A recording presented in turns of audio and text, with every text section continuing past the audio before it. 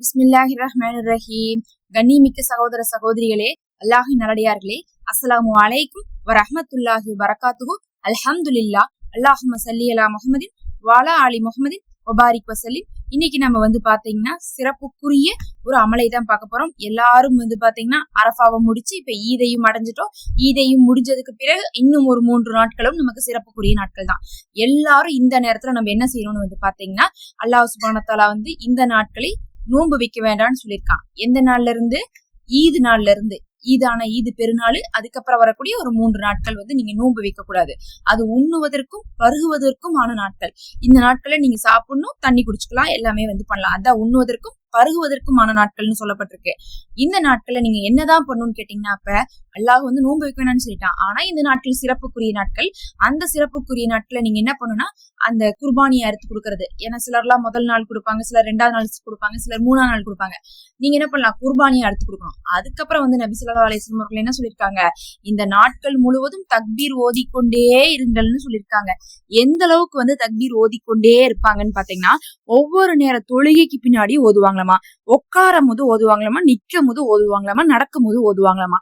இப்ப இந்த மினா கூடாரம் இருக்கு பாருங்க, மினா கூடாரம் ஹஜ்ல, அங்க மினா கூடாரம் முழுவதும் தக்பீருடைய முழக்கத்தினால அதிர்ந்து கொண்டே இருக்குமாமா.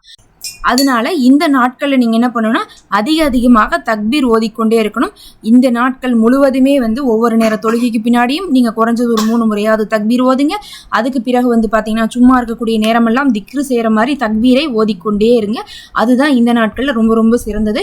முதல் 10 நாட்களுக்கு நம்ம என்ன சொன்னோம்? சுபஹானல்லாஹ், அல்ஹம்துலில்லாஹ், அல்லாஹு அக்பர், லா இலாஹ இல்லல்லாஹ்.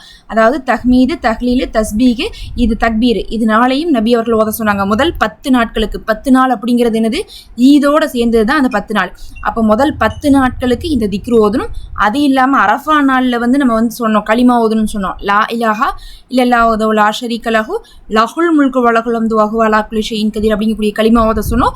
அதுக்கப்புறம் நபி அவர்கள் என்ன சொல்லியிருக்காங்க? 9, 10, 11, 12, 13, அதாவது அரஃபா நாள், ஈது நாள், ஈதுக்கு அப்புறம் இருக்கக்கூடிய ஐயாமுல் தஷ்ரீக் அப்படின்னு சொல்லக்கூடிய 3 நாட்கள், ஐயாமுல் தஷ்ரீக் நாட்கள். இந்த மொத்த 5 நாட்களும் நீங்க அதிகமாக தக்பீர் ஓதிக்கொள்ளணும் இந்த நாட்கள்ல. அதுதான் ரொம்ப சிறப்பு.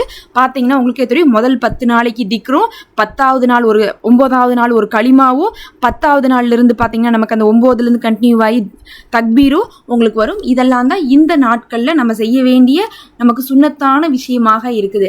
அதை நம்ம விடக்கூடாது. அதை நம்ம விடும் போது என்ன ஆயிரும்? மற்ற நன்மைகளை செய்தும் இந்த சுன்னத்துக்களை கடைபிடிக்காதவர்களாக ஆகிவிடுவோம். அதனால இந்த அமல்களை தொடர்ச்சியா இந்த நாட்கள்ல செய்து கொள்ளுங்க.